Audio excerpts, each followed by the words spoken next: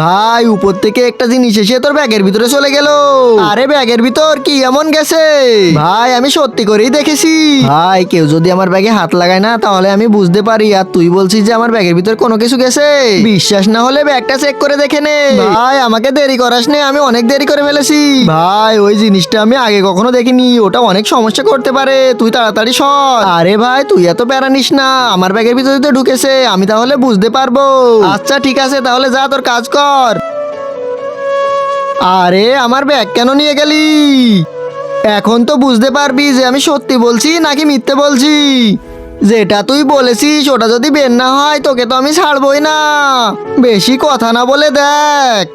তার আগে নিচের সাবস্ক্রাইব বাটনটা কেউ যদি সাবস্ক্রাইব করে দেয় তাহলে তার বাবা মা অনেক দিন বাঁচবে, আর যারা ভিডিওতে লাইক করবে তাদের মনের আশা যেন পূরণ হয়, আমি দোয়া করে দিলাম।